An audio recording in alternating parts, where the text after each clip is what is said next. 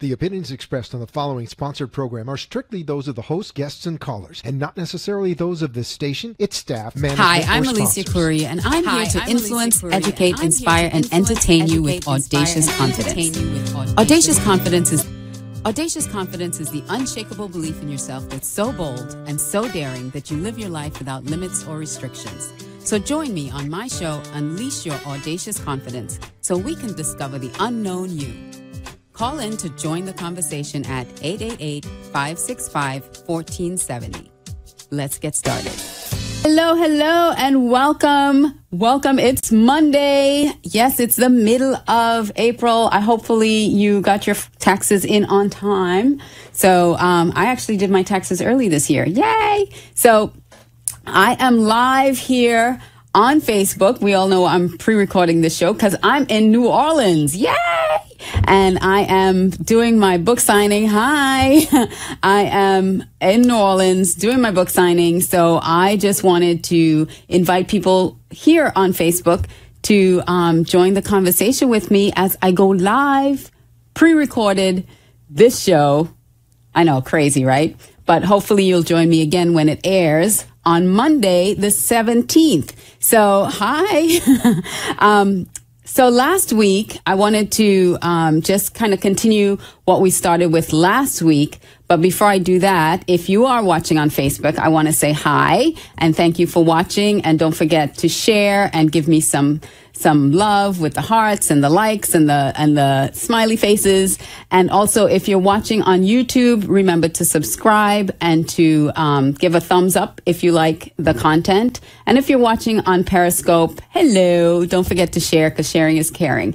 And just a quick reminder, if you have not yet, and you are planning to support the Boys and Girls Club of America, I was nominated as one of the 100 influential women of Broward County, and I'm asking 100 friends to donate $10 to the Boys and Girls Club of America. You can go to my website, acradio.live, and you can donate $10 to the Boys and Girls Club, and I will so appreciate it. And I know the boys and girls will greatly appreciate it too. So thank you so much for your support. Thank you for all the hearts. Thank you for watching. Those of you who are tuning in right now on Facebook, thank you, thank you, thank you. So let me go back to last week. And last week I said that we were talking about a little bit about personal branding and just answering a question there, talking about personal branding.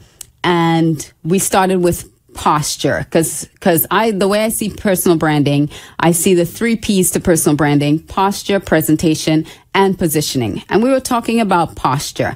And I said that in order to have a strong posture, thank you very much, Pat. In order to have a strong posture, you need to have a strong core. Right? That's what all the fitness, when you go to the gym, they have you work on your core because your core helps you stand tall. Building those muscles help you alleviate pressure on your back. So I started off talking about a core, and core is an acronym for how to build your posture. And thank you all for joining on Facebook, watching on live on Facebook here. And so in order to have a strong core, we're going to start with confidence. And I spoke at length about confidence during that whole show. And I even spoke a little bit about this book here. And I'm going to go into more about the personality types in the book. But I wanted to give, because at the end of the show, I had someone tell me, what about the rest of the word core? You only dealt with the C. We want to know the rest of the core. So I'm going to give you the rest of the core today. And then we're going to talk a little bit about personalities. Hopefully I don't run out of time, but because you guys know I like to talk. So, so C, we start off with C. So today I'm going to deal with O. O is orientation. When you're dealing with your core, you need to be oriented correctly. And when I'm talking about orientation, I mean, what are your beliefs? What are your values? What really keeps you centered? What is your mission and what is your attitude? So you really need to dig deep and not just know, but also write down, really record what those core values that you have. What are those things that really keep you centered and keep you on the right course? Because if you do not have that center, then you can sway from side to side. So really knowing what your core values are is really vital. So you need to really list those things out and then see if you are sticking to your core values. And then what are your beliefs? You know, there are a lot of belief systems out there, a lot of things that people believe, a lot of things that we believe differently. And so knowing the things that you really believe and that really keep you centered and really keep you on the right track is also very important for you to write those things down. Because when you write them down, then you can really anchor yourself in those things. So write down your beliefs, write down your values, and they're different because what you value is different from what you believe. They can fall within the same vein. For instance, you can say, well, I value living in a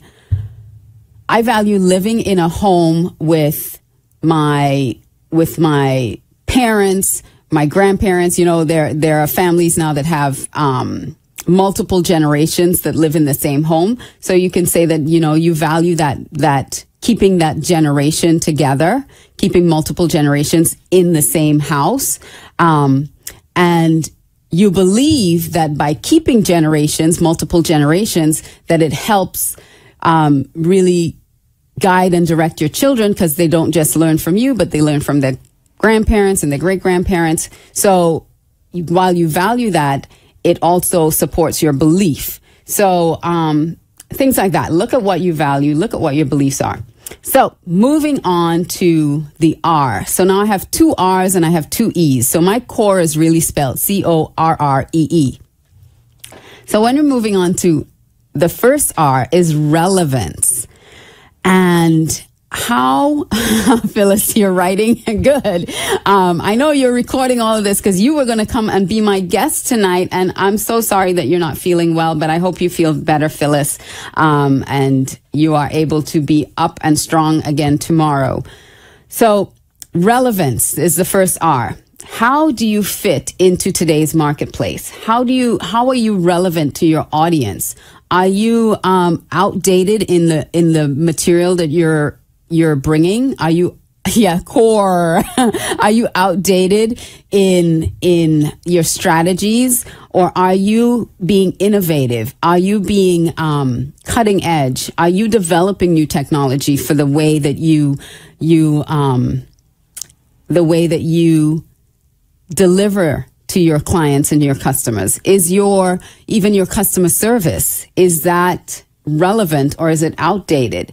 You know, now that technology is moving so quickly, being on social media and connecting to your customers directly is really important. And if you're not doing that, you're not being relevant to them if they are on social media. So you really need to make sure that what you're doing is relevant to the marketplace today and that you're staying creative. I had a guest last week who talked about doing things out of the box. You know, Carol talked about always being out of the box and always doing things that were different so that she can bring something new and relevant to her clients and not just the same thing over and over again that they can get anywhere or that they're seeing over and over again. So it's important to make sure that you're relevant, not just to your clients, but also to today.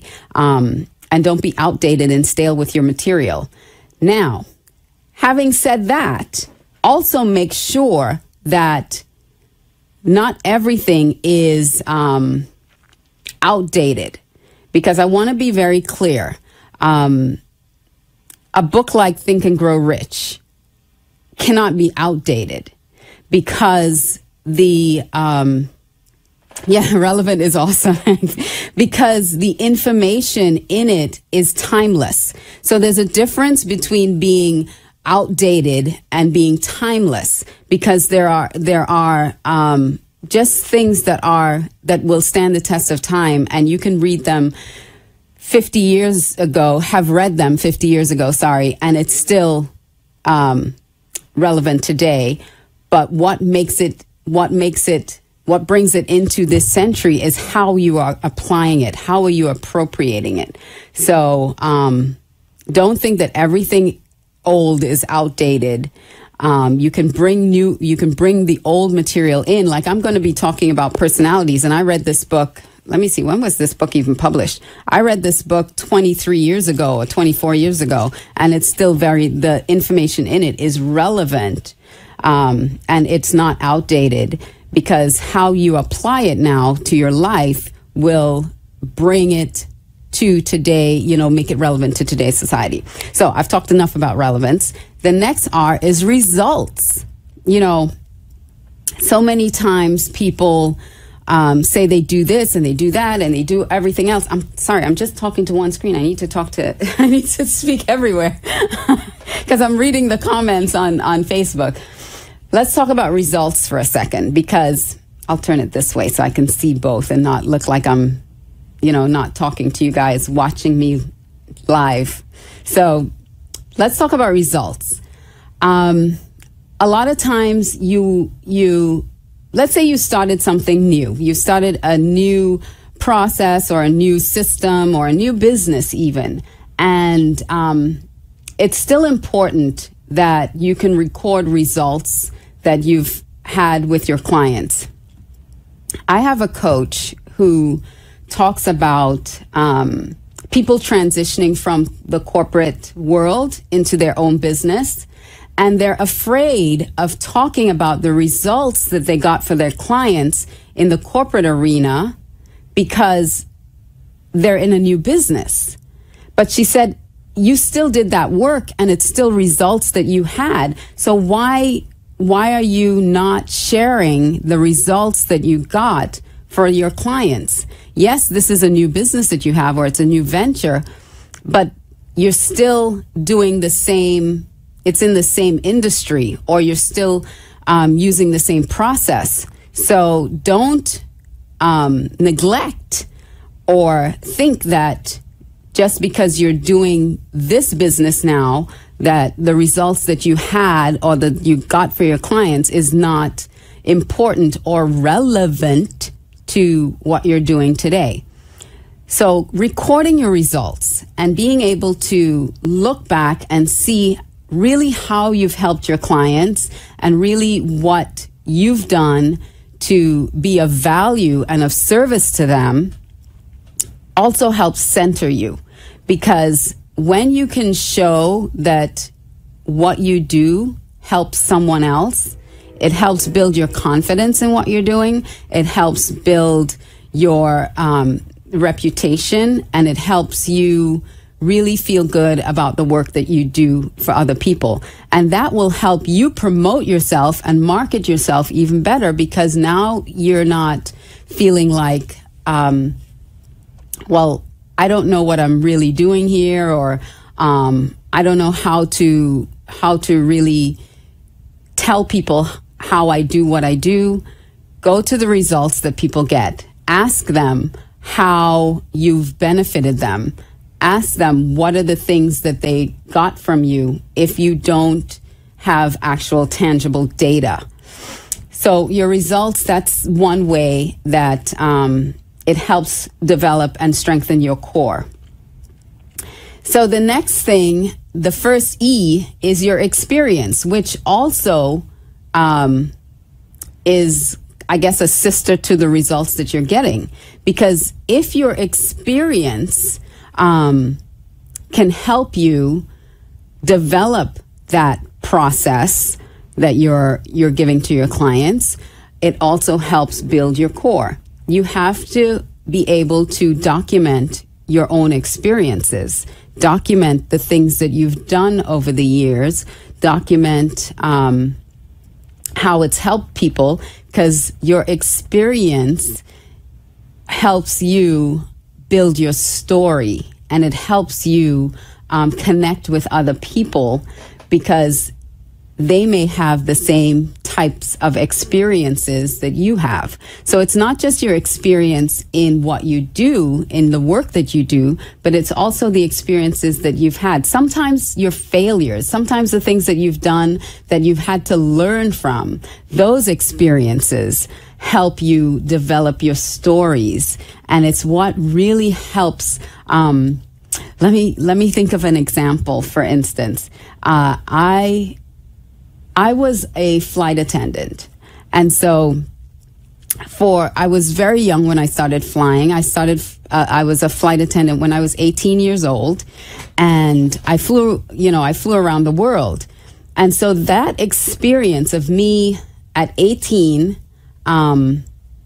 getting on a plane and working and going over to Europe, going all around the world, helped me be a little bit more independent. So I don't have a challenge getting on a plane and going anywhere that I'm invited to go to. It's not a problem for me. So that helps me not be afraid to leave my my area. So I'm not afraid to go anywhere and do anything. And I think that experience, I can go even further back than that, because I grew up in Australia. I was born in Trinidad, and my family flew all the way to Australia when I was almost 5. I was 4.5 years old, and I grew up in a foreign land. And so that experience has also helped me sort of know that there is a bigger world out there that I can enjoy. So, your experiences, you can see how your experiences build your confidence over time if you look back at it and use those experiences to show how you've grown. Let me see. The other E, the final E in the core, CORREE, is your expertise. So, what is your expertise? You have a professional binder. That is so awesome. So you can show, Sandra, you can show in your professional binder. Yes, I'm reading comments on Facebook. You can show in your professional binder to clients what experience you have. That's great. And your expertise. So expertise is great for someone who is creative like me, because what are you an expert in? When you look at your expertise, a lot of us do a lot of things. And a lot of times, many times, we don't necessarily connect the dots with certain things. For instance, I'll tell you a little story about I'm trying to remember her name, Morgenstern. I'm trying to remember her first name. I'm sorry. I'm drawing a blank with her first name, but she's the organizing queen. Way back when Oprah had her show, I think it's Julie Morgenstern. I think it is. And she was actually a screenwriter. She did some acting. And what happened with her is that she wasn't really getting a lot of success with the screenwriting, the directing, and acting in that field. She had a little bit of success, not a great amount of success. But she realized that what helped her was the way she organized everything when she had to direct. The way she organized. I hope I'm getting this story right, because I read it a long time ago. But her organizational skills was something that people would ask about more often than ask her to come and act or direct the plays. So it's how she organized everything, and that led her to having a $1 million company in a skill set that she took for granted because she really wanted to write and direct. So sometimes the thing that we do that we don't even really pay attention to is really a gift and an expertise that we have that someone else needs. So sometimes when you're looking at your expertise, we don't always connect the dots to someone needing that product or service, or how Julie Morgenstern. Yes, so I did get it right. Thank you, Phyllis. So sometimes we don't really connect the dots, and you could be really great at something that just seems so benign, and that's your real gift, and that's where you're an expert. That's what you're an expert in. Organizing from the Inside Out. That's her book. Julie Morgenstern. And she brought a whole new dimension to organization when she was on Oprah. So, you just never know sometimes until you start cataloging and asking people, what do they see in you? What kind of expertise do you have? Hi, Courtney. Hi. I will be on Courtney's show, on Courtney's summit next month. So, Courtney Coleman, she's going to be a guest at the end of this month. So look out for that, Courtney Coleman. So look at your expertise. Ask people if you're not sure exactly what you're an expert in, or what kind of gifts or talents or skills that you have. Feel free to ask people what kind of value you bring to them, so that you can start having a well-rounded core, so that your core can be strong and your posture can be good and strong. And when you're ready to tell your story to people, you can weave in your expertise, your values, your beliefs. You can weave in parts of your experiences and why you're confident and why you're unique. You have to write those things out so that they just roll off your tongue really easily. And it's not such a challenge to figure out why you do what you do and how to connect with other people with what you do when you kind of break it down into those different things. So I don't even know how much time I have left, but I did want to give you just something really quickly from this book on personalities, because I talked about it briefly the last time we were together, and we talked about the sanguine personality, the choleric personality, the melancholy personality, and the phlegmatic personality. And this book is by Florence Littauer. It's Dare to Dream. And I got 4 minutes. Thank you, Florence. Thank you, Phyllis, my timekeeper. That I want to tell you what you're best at. So if you find out you're a sanguine personality, you're best at initially contacting with people, creating enthusiasm and excitement, and encouraging and uplifting others, and making sure the group has fun. If you're a sanguine personality, you're all about fun and popular, being the life of the party. So Courtney says that what she does with people is, finding their innate core values. Yep, got to find your core.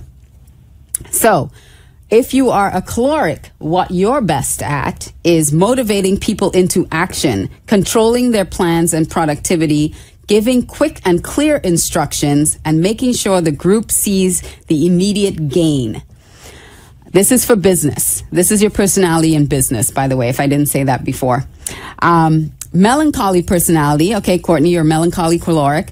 You're best at planning and explaining details, keeping the books in order, being sensitive to the needs of others, and making sure the group sees the long-range goals.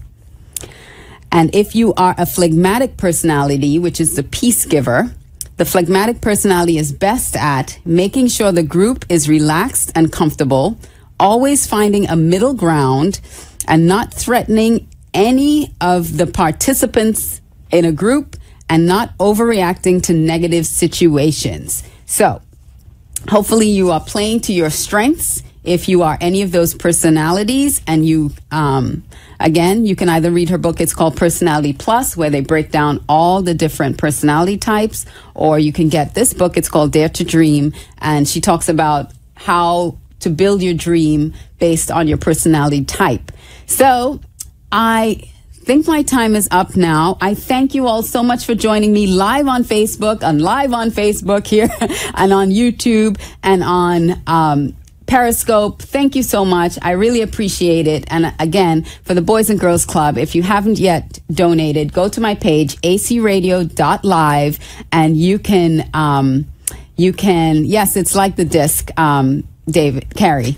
And you can donate $10 to the Boys and Girls Club and support my nomination for the 100 most influential women of Broward County. And I thank you. So everyone have a great week, and I'll see you again next week. Mwah, mwah, mwah, mwah, mwah. I love you. Bye.